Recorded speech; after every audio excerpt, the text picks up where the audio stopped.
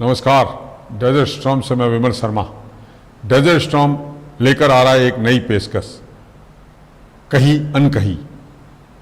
ये कार्यक्रम जैसलमेर की महिलाओं के लिए प्रसारित किया जा रहा है। इस कार्यक्रम में महिलाओं द्वारा कहीं अनकहीं के माध्यम से अपनी बात, महिलाओं के सशक्तिकरण के लिए अपनी बात रखेंगी, अपने जीवन की अनछुए पहलुओं को चर्चा करेगी। इनसे चर्चा करेगी हमारी एंकर योगिता सोनी, और हर रविवार को ये दोपहर 2:30 बजे के लगभग प्रसारित किया जाएगा। इसे देखना ना भूलें, ज़रूर देखें। प्रीत में वो राधे बने, गृहस्थी में जानकी, काली बन के शीश काटे, जब बात हो आत्मसम्मान की। नमस्कार, मैं हूँ योगिता सोनी और आप देख रहे हैं डेजर्ट स्टॉर्म न्यूज़ का कार्यक्रम कहीं अनकहीं। वैसे आप चाहते हैं कि अगर हमारे सभी कार्यक्रम के नोटिफिकेशन आपको समय समय पर मिलते रहें तो आप हमारे चैनल को आज ही सब्सक्राइब करें। डेजर्ट स्टॉर्म न्यूज़ यूट्यूब और फेसबुक दोनों पर अवेलेबल है। यूट्यूब पे सब्सक्राइब करें और फेसबुक पर फॉलो करें। तो आइए हम शुरुआत करते हैं हमारी आज की कड़ी से। आज की जो हमारी मेहमान हैं वो भाजपा महिला मोर्चा ज़िला अध्यक्ष हैं समता व्यास जी। नमस्कार समता जी। नमस्ते। बहुत बहुत स्वागत है आपका डेजर्ट स्टॉर्म न्यूज़ में। जी, अभी जैसे हम वार्तालाप कर रहे थे तो आपने मुझे कहा कि मुझे एक राजनीति की बजाय समाज सेवी कहा जाए तो मुझे ज़्यादा पसंद है। तो समाज सेवा करने के लिए आपने राजनीति को ही क्यों चुना? देखो, ऐसा है योगिता जी, सबसे पहले तो मैं धन्यवाद देती हूँ आपके डेजर्ट स्टॉर्म को कि मुझे आज इस सब्जेक्ट के लिए मुझे चुना। और मैं धन्यवाद देना चाहती हूँ आपकी पूरी इस जो चैनल है उसी के माध्यम से कि आप महिलाओं के बारे में सोचती हैं, और महिलाओं की इंटरव्यू मैं भी यूट्यूब पे के माध्यम से देखती हूँ तो मुझे भी काफ़ी खुशी होती है। और मैंने भी सोचा था कि एक दिन शायद मैं इस चेयर पे आपके सामने बैठी होंगी। तो आपने ये जो क्वेश्चन किया है ये समाज सेविका वाला, तो मैं आपसे बताना चाहती हूँ कि मेरे बचपन से ही मेरे खून में एक समाज सेविका की भावनाएँ भरी गई थी। मेरे पिताजी थे वो समाज सुधारक के नाम से फेमस थे। जैसलमेर के जन्मे और पले और यहीं पर अपना जीवन उन्होंने बिताया। और उसके बाद में मैंने अपनी गृहस्थी शुरू की। तो वहाँ पर आने के बाद मेरे ससुराल पक्ष में जो जिन्हें मैं अब कुछ क्या कहूँ, उसके लिए मेरे पास शब्द नहीं है। मेरे पिता तुल्य मेरे जेठ जी, मेरे भाई साहब आज दुनिया में नहीं है, लेकिन उनके लिए मेरे लिए कोई शब्द नहीं है। मेरे को राजनीति में लाने वाले मेरे सम्माननीय मेरे जेठ जी, मेरे भाई साहब, मेरे गुरु आज आदरणीय राजेश जी व्यास। आपकी आवाज़ से ही लग रहा है कि आपके मन में उनके लिए कितना सम्मान है। तो आपका तो बोलते बोलते गला भी भर आया है। उन्होंने आपको राजनीति में लाए हुए, मतलब कुछ तो आपकी भी इच्छा रही होगी कि नहीं, मैं समाज सेवा राजनीति के जरिए करना चाहती हूँ। एक ये बात सही है कि जैसलमेर जब मैं शादी से पहले 15 साल तक जयपुर रही। वैसे मेरा जन्म और बचपन जैसलमेर में बीता। दिल्ली में भी कुछ समय पापा के साथ रही, जोधपुर में भी रही। उसके जैसलमेर में रहने के बाद मैंने जयपुर में रहना शुरू किया। जयपुर से मेरी शादी होकर जब मैं जैसलमेर आई तो कुछ समय मेरा 10-15 साल करीब तो मेरे घर गृहस्थी में ही गए। जब हर कोई कहीं जाते थे तो कहते थे कि ये उस पिता की पुत्री है। मेरे ससुर जी को भी बड़ा गर्व था मेरे ऊपर, और मेरे परिवार को भी गर्व है, और मैं उनको सम्मान देती हूँ कि उन्होंने मुझे हमेशा सपोर्ट किया है। तो उनकी इच्छा थी कि जब जैसल किले पर एक पार्षद का चुनाव था तो एक पार्टी की टिकट के लिए एक दावेदारी करनी थी। तो किसी ने मेरे भाई साहब से या किसी से कहा होगा कि आपकी बहू में ये योग्यता है और बुलंदता है, तो आप इन्हें राजनीति में लाओ। तो उन्होंने घर आके मेरे से केवल एक बार पूछने के बाद कहते हैं कि मैं आदेश दूं या पूछूं आपसे। तो मैंने कहा नहीं, आप आदेश दीजिए। तो उन्होंने कहा कि आपके बचपन से आपके अंदर एक समाज सुधारक की नींव में, एक खून में ही आपकी समाज सुधार की भावना है, तो आप राजनीति के थ्रू ये काम करें। तो मैंने कहा ठीक है, आज जैसी आपकी आज्ञा। उसी के संदर्भ में मैंने 2009 से राजनीति में पहला पार्षद का चुनाव लड़के भारतीय जनता पार्टी ज्वाइन की थी। तो जब राजनीति में आने की बात हुई तो क्या पहले से ही माइंड क्लियर था कि मुझे भारतीय जनता पार्टी में ही आना है, या बहुत सोचा परखा और फिर अपना निर्णय लिया? ये एक बहुत दिलचस्प क्वेश्चन किया है आपने। ये कई बार मेरे अंदर भी इसके बारे में काफ़ी सवाल भी उठते हैं और मैं उत्तर भी देना चाहती हूँ। मेरी शादी 96 में हुई थी। पहले जहाँ तक मेरी सोच है, जहाँ तक पहले कभी अदर पार्टी का सुनते ही नहीं थे। कांग्रेस ही बाहुबल्य पार्टी थी और हर जगह उन्हीं का ही बोलबाला था, गांधी परिवार का, आज़ादी से लेके और काफ़ी समय तक, जहाँ तक मेरी समझ आई, जब तक कांग्रेस ही अच्छी पार्टी गिनी गई है। मेरी शादी होके आई तो यहाँ आई तो मेरे ससुराल पक्ष है वो संघ से बिलोंग करते थे, संघ की विचारधारा के थे। और सबसे पहले ये कहूँ कि मेरे हस्बैंड के जो फ्रेंड थे उनका मैं नाम लेना चाहूँगी कि शरद जी व्यास। पहला चुनाव 2004 में हुआ, नहीं पहले 1999 में हुआ, तो उन्होंने मुझे कहा कि वोट दे समता, वोट देना है तुझे। मेरे वो भैया भी लगते हैं और मेरे हस्बैंड के फ्रेंड भी है, तो उन्होंने मुझे कहा वोट तुझे बीजेपी को देना है। मैंने कहा क्यों, मैं तो कांग्रेस को देती हूँ और मैं उसी को ही दूँगी, मेरा तो जबकि मेरा उस समय दूसरा ही वोट था। तो मैंने कहा क्यों, मैं तो भी कांग्रेस को देती हूँ। तो बोले, उन्होंने मुझे इतना लंबा चौड़ा भाषण दिया कि वो जहाँ तक मैं कहती हूँ कि मेरे सर के ऊपर से चला गया, मेरे अंदर नहीं आया वो वाला उनका जो उन्होंने मुझे संघ के बारे में, पार्टी के बारे में बताया। 2004 में जब चुनाव आए तो उन्होंने मुझे बोला इस बार तो तू देगी, बीजेपी को देगी। तो मेरे हस्बैंड कहते हैं कि नहीं ये तो कांग्रेस को देगी। तो मैंने कहा कि नहीं मैं विचार करूंगी। तो उन्होंने मुझे कहा कि जो तू कहेगी वो मैं करूंगा, लेकिन तुझे पार्टी को वोट बीजेपी पार्टी को देना है। तो वो मेरे करीबन वो 15 दिन तक मेरी मानसिकता को उन्होंने बदलने में काफ़ी सहयोग किया और मुझे संघ के बारे में, बीजेपी के बारे में, अटल बिहारी वाजपेयी के बारे में और पार्टी की सभी विचारधाराओं के बारे में बोल के मेरे को प्रेरित किया। और मैंने मेरा पहला वोट 2004 में बीजेपी को दिया और उन 5 सालों में मैंने काफ़ी सोचा, काफ़ी विचारा और काफ़ी ध्यान दिया इस पार्टी के ऊपर। पहले मैं नहीं देती थी, 5 साल मैंने पार्टी के ऊपर विश्वास विचार की, जब जाके मुझे कहीं लगा कि नहीं मैंने वोट गलत नहीं दिया है और ये सही है। और जब चुनाव लड़ने की बात आई तो मुझे लगा कि ये पार्टी भी अच्छी है और मेरी मनोदशा भी ऐसी है कि मैं ऐसा काम करूं।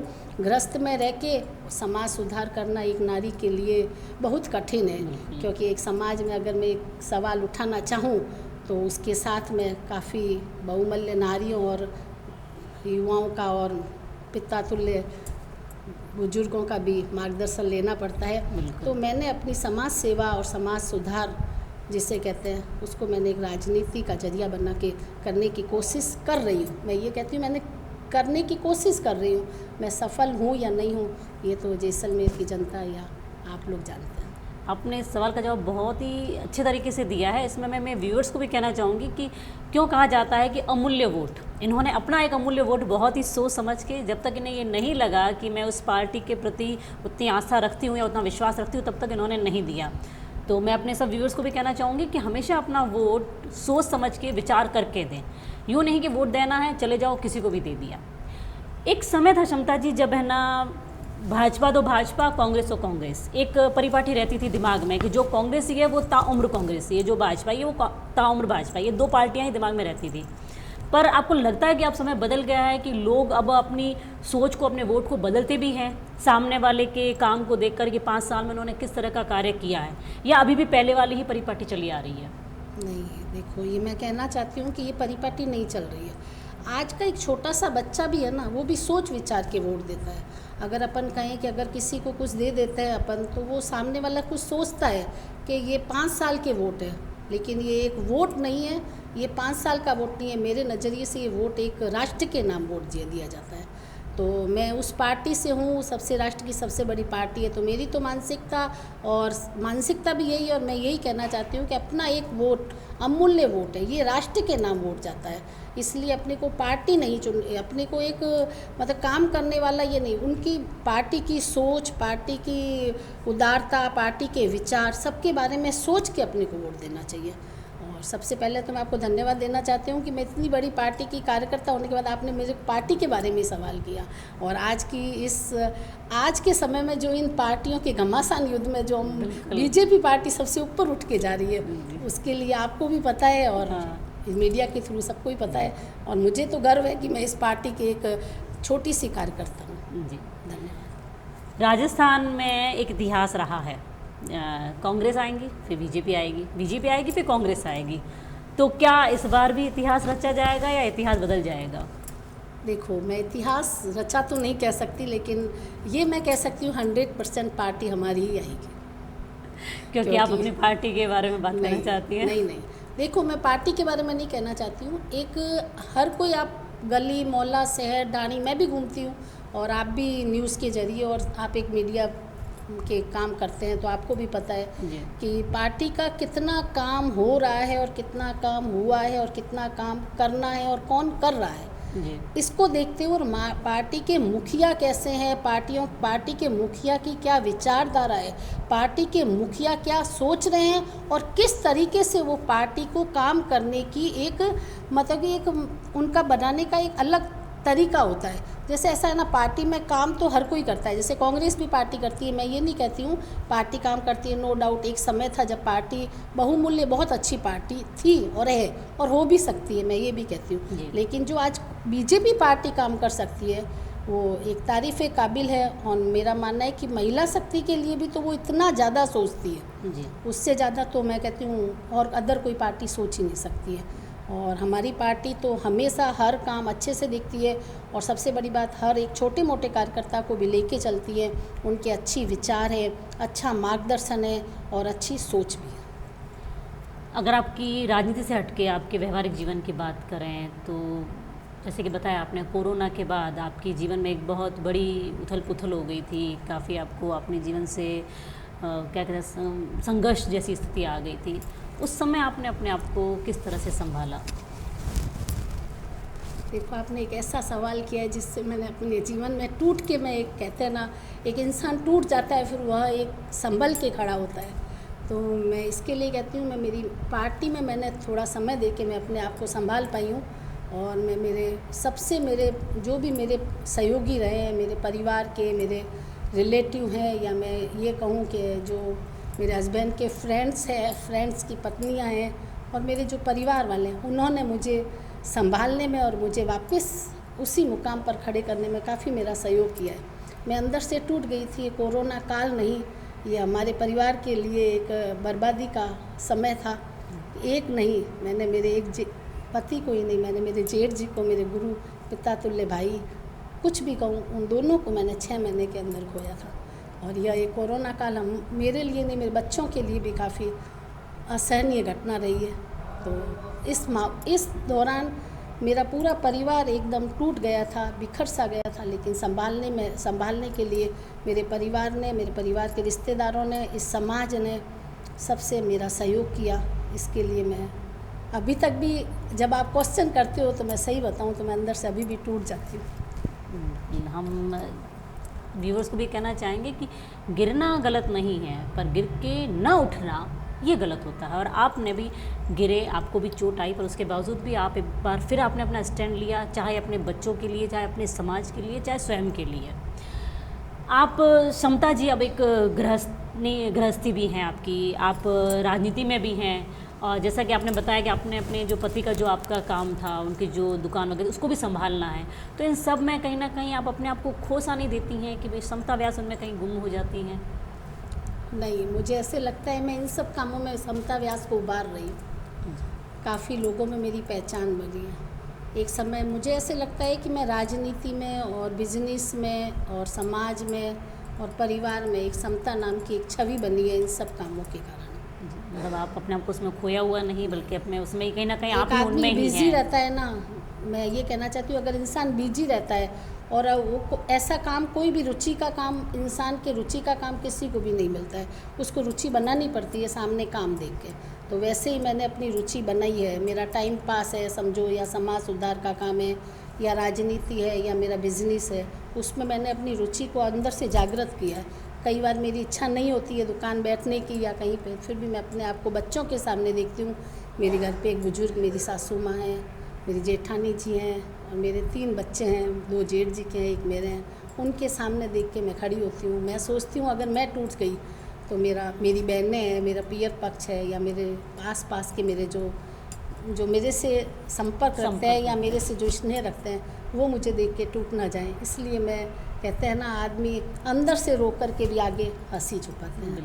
तो वो है ना कि जो हंसी दिखती है उसके अंदर कुछ जुलास भी है, लेकिन मैं उसको छुपाने की पूरी कोशिश करती हूँ, और मैं आगे भी करूँगी। मैं मेरे बच्चों का पूरा बल बनूँगी, और समाज में भी कुछ करने के लिए मेरी बहुत इच्छा है। क्षमता जी, हमारे ये चैनल के थ्रू आप चाहे हमारे व्यूअर्स को या उन औरतों को भी जिन्होंने आप ही की तरह कोरोना काल में अपने जो स्नेही हैं उनको काल के ग्रास में जाते हुए देखा, उसके बाद जो वो टूट गई हैं, उनके बाद वो उतना उभर नहीं पा रही हैं, तो आप उन्हें हमारी तरफ से क्या मैसेज देना चाहेंगे, हमारे चैनल के थ्रू क्या मैसेज देना चाहेंगी? सबसे पहले तो मैं ये कहना चाहती हूँ कि अगर ये समय ख़राब आया था, ये एक विधाता की बहुत अनहोनी घटनाएं हैं, उसे अगर हम लेते हैं तो मैं ये कई बार मुझे भी लगता है कि ये अनहोनी घटना है। मैं सबको यही कहना चाहती हूँ कि मैं कई बार आजकल की जो और घटनाएं देखती हूँ उसके आगे लगता है ये कोरोना काल ही क्यों। कई आदमी हैं जो 5 मिनट में उसको वहीं पर अटैक आके वो चला जाता है। तो मुझे ऐसे लगता है कि ये कोरोना काल नहीं, ये एक भाग्य की कोई चक्र ही था कि ये कोरोना काल एक निमित्त बना है। हो सकता है ये समय, ये दिन और ये टाइम नहीं टलता, लेकिन ये कोरोना काल उसका निमित्त बन गया है। इस 2-3 सालों में मैंने यही महसूस किया है कि जो भी घटना घटती है वो विधाता की एक बनी बनाई रचना है। उसको हम सभी को उसका फेस करना है और उसी को समझ के, उसी को अपने अंदर सहन करके उसको निभाना पड़ेगा। और इसी के आधार पर मैं कहती हूँ कि एक अपने आप को कहीं खो मत, कहीं अपने आप को मतलब कि कहते हैं ना कि टेंशन में मत लो, कुछ करने की सोचो।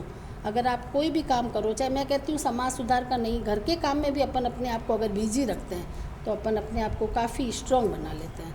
अपन घर के काम में भी अगर एक का काम, अगर औरत का काम देखो ख़त्म नहीं होता है, घर का काम भी अगर वो करना चाहे ना तो उसमें वो इतनी बिजी हो जाती है कि अपनी मानसिकता बदल सकती है। तो मैं तो और इस आपके न्यूज़ चैनल के माध्यम से सभी बहनों को यही कहना चाहती हूँ कि अपने आप की सोच ऊंची रखो और अपने आप को बिजी रखो, किसी भी क्षेत्र में रखो लेकिन बिजी रखो। भाजपा अपनी पार्टी की तरफ से आप कोई संदेश देना चाहेंगे?